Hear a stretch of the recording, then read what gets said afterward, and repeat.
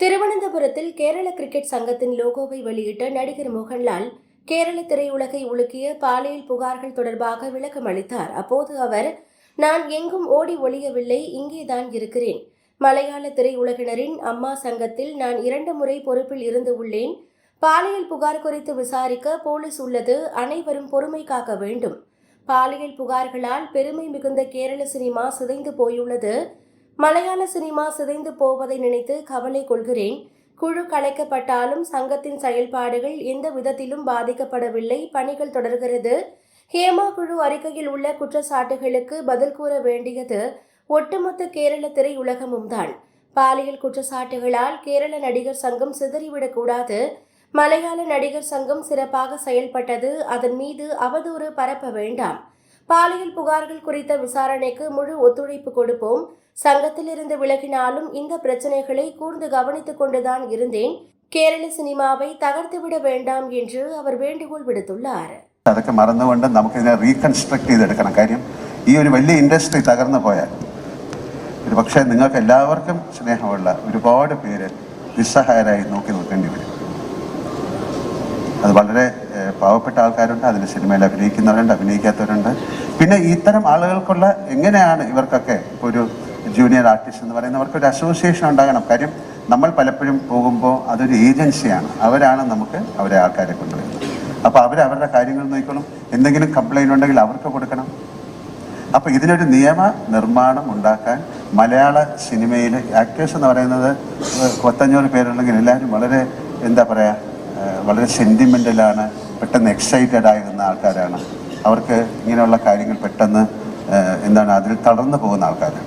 അപ്പോൾ അവരെ തളർത്താതെ ദയവ് ചെയ്ത് എങ്ങോട്ടേക്കാണെന്ന് പറയാൻ എനിക്ക് ബുദ്ധിമുട്ടാണ്. കാരണം വളരെയധികം സങ്കടം. ഇപ്പം ആര് സംസാരിച്ചില്ല എന്നുള്ളതല്ല, എനിക്ക് പറയാനുള്ളത് ഇതാണ്. ഞാനപ്പം ഒരു അമ്മയുടെ പ്രസിഡൻ്റ് എന്നുള്ള രീതിയിലല്ല, കഴിഞ്ഞ 47 വർഷം സിനിമയുമായിട്ട് സഹകരിച്ച് ഒരുപാട് മലയാള സിനിമയ്ക്ക് ഏറ്റവും നല്ല സമയമുള്ള ഒരു കാലമാണിത്. സൗത്ത് ഇന്ത്യൻ ഫിലിംസ് എല്ലാം നോർത്തിലും അല്ലെങ്കിൽ ഇന്ത്യ മുഴുവനും അല്ലെങ്കിൽ പാൻ ഇന്ത്യ അല്ലെങ്കിൽ ഇൻ്റർനാഷണൽ, ഇപ്പോൾ കാനിലൊക്കെ ഒരുപാട് സിനിമകൾ ശ്രദ്ധിക്കപ്പെടുന്നൊരു സമയമാണ്. ഇത് വലിയ നാഷണൽ ന്യൂസായി ഇൻ്റർനാഷണൽ ന്യൂസായിട്ട് ഈ വ്യവസായം തകർന്നു പോകരുത് എന്ന് ആത്മാർത്ഥമായിട്ട് ആഗ്രഹിക്കൂ. നിങ്ങളും എന്നോടൊപ്പം ആഗ്രഹിക്കും. ദയവ് ഇതിൽ കൂടുതൽ എനിക്കൊന്നും പറയാനില്ല. Thank you so much. Thank you.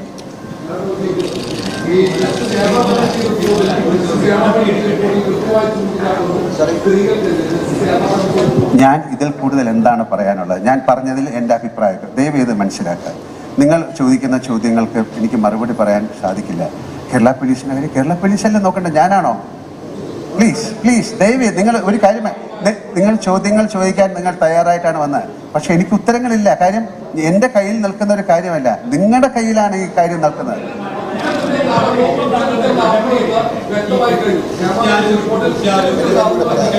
രണ്ട് പേരും കൂടെ പറഞ്ഞു.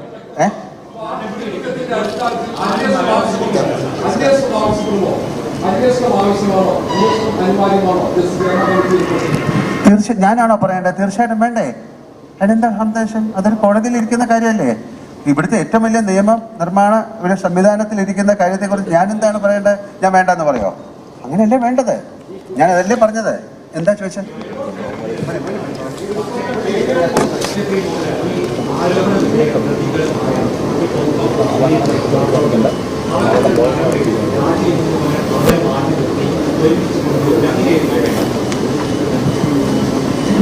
അതെ, അതിനെക്കുറിച്ച് ഞാൻ എന്താ പറയേണ്ടത്?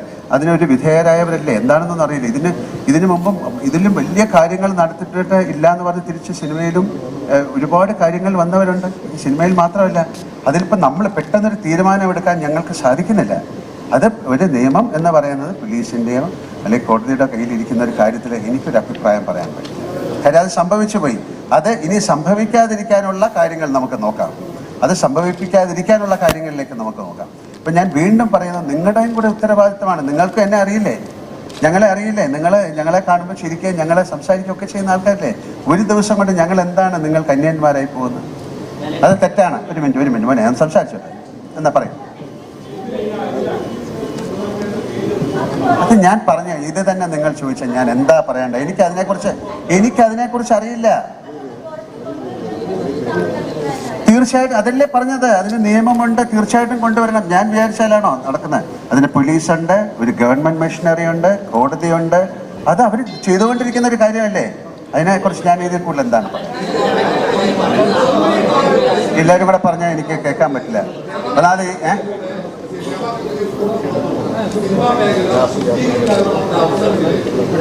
അതെ, ഇതെന്തിനാ എന്നോട് ചോദിക്കുന്നത്? ഞാൻ പറഞ്ഞ മുഴുവൻ അതല്ലേ അവസരം. നിങ്ങളും കൂടെ ചേർന്ന് അതിനെ സഹായിക്കൂ. ഞാൻ എന്താ പറയണ്ടേ അദ്ദേഹത്തിനോട്?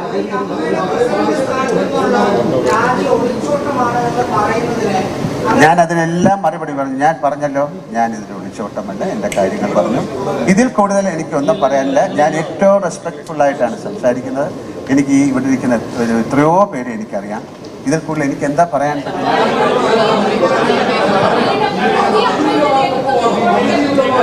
ഞാൻ ആരുടെ മറുപടി പറയണ്ടത്? തീർച്ചയായിട്ടും എന്താ സങ്കടം, എന്താ മനസ്സിലായി? തീർച്ചയായിട്ടും അങ്ങനല്ലേ വേണ്ടത്. നമുക്കൊരു സംഘടന അതിനല്ലേ ഉണ്ടാക്കിയത്, ഞങ്ങളുടെ ആൾക്കാരുടെ സംരക്ഷണത്തിന് വേണ്ടിയിട്ടല്ലേ ഉണ്ടാക്കിയത്. ഇത് ഒരു സുപ്രഭാതത്തിൽ 10, 20, 30 അങ്ങനെ വരുമ്പോൾ നമ്മൾ എന്താ ചെയ്യേണ്ടത്? അതെന്താണെന്ന് അറിഞ്ഞിട്ട് തീരുമാനം എടുക്കാം. ഞങ്ങളുടെ കൂടെ നിങ്ങളും നിൽക്കൂ, നിങ്ങളുടെ കൂടെ ഞങ്ങളും നിൽക്കാം. പിന്നെന്താ, തീർച്ചയായിട്ടും അങ്ങനെയല്ലേ വേണ്ടേ?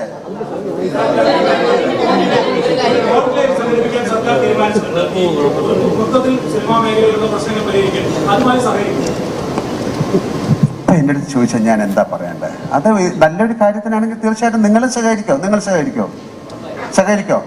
അപ്പോൾ ഞങ്ങൾ ഉറപ്പായിട്ട് സഹകരിക്കും. കാര്യം അതല്ലേ, ഒരു ശുദ്ധീകരണത്തിന്, ഒരു നല്ല കാര്യത്തിന്, നടക്കുന്ന ഒരു കാര്യത്തിന് നിങ്ങൾ സഹകരിക്കുമെന്നുള്ള ചോദ്യം അത് പ്രസക്തമല്ല. ആണ്, സഹകരിക്കും. എന്താ വേണം?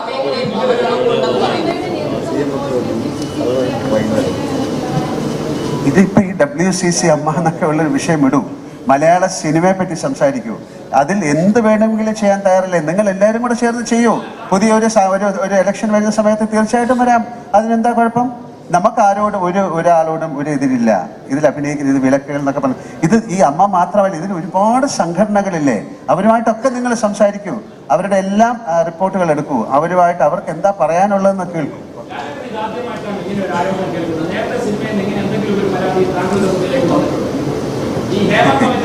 അല്ല, അങ്ങനെ റിപ്പോർട്ടല്ല. നിങ്ങൾ കേട്ടിട്ടുണ്ടോ? അപ്പൊ അങ്ങനത്തെ കാര്യങ്ങൾ ഇത് എവിടെയാണ്? സിനിമയിലല്ലാതെ എത്രയോ സ്ഥലത്ത് നമ്മൾ കേൾക്കുന്നതാണ്. നമ്മൾ എന്താ ചെയ്യുക? നമുക്ക് മുഖമറിയാത്ത അല്ലെങ്കിൽ നമുക്ക് പരിചയമില്ലാത്ത ഏതൊക്കെയോ കാര്യങ്ങൾ പല സ്ഥലത്തുനിന്നും കേട്ടിട്ടുണ്ട്.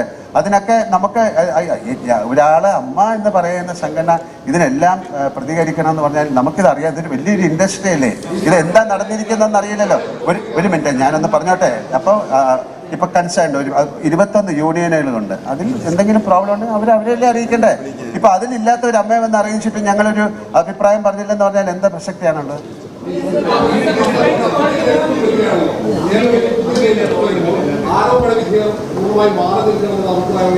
എന്താണ് ഇതിന്റെ ഒരു കാര്യം നടന്നുകൊണ്ടിരിക്കുകയല്ലേ? 2 മാസം അതിനുള്ളിൽ നമുക്കിതറിയാം. ഇതറിഞ്ഞിട്ട് എന്താന്ന് വെച്ചാൽ തീരുമാനിക്കാം. അപ്പൊ നിങ്ങൾ സഹകരിക്കൂ പ്ലീസ്. എനിക്ക് ബിബി ജോൺ സാറിന്റെ ഒരു അനുസ്മരണത്തിന് പോകാനുള്ളത്. അത് എൻ്റെ സുഹൃത്തെ, ഞാൻ അതിൻ്റെ ഇപ്പൊ പറഞ്ഞു. ശരി, വളരെ എനിക്ക് ബേബി ജോൺ സാർ ഒരു മിനിറ്റ് ബേബി ജോൺ സാറിന്റെ ഒരു അനുസ്മരണത്തിന് പോകേണ്ടതാണ്.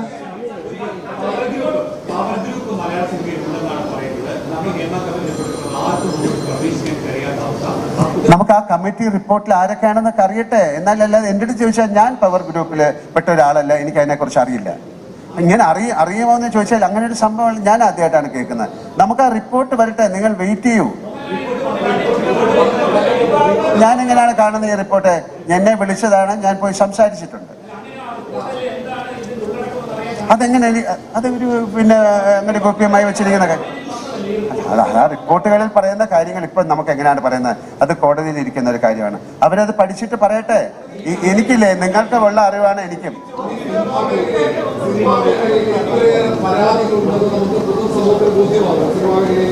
അങ്ങനെ പൊതുസമൂഹത്തിനൊന്നും ബോധ്യമായിട്ടില്ല. നിങ്ങൾ അങ്ങനെ പറയരുത്. നിങ്ങൾ പൊതുസമൂഹത്തിന് ബോധ്യമായെന്ന് അങ്ങനെ പറയും. നിങ്ങൾ പൊതുസമൂഹത്തിന് ബോധ്യമാകരുത്. അതിനുള്ള ശ്രമങ്ങളാണ് നമ്മൾ ചെയ്യേണ്ടത്. ഞാൻ പറയുന്നു, ഒന്ന് ശ്രമിക്കുക. എന്നെ പറയാൻ സമ്മതിക്കുന്നില്ലല്ലോ. ശരി, താങ്ക് യു വെരി മച്ച്.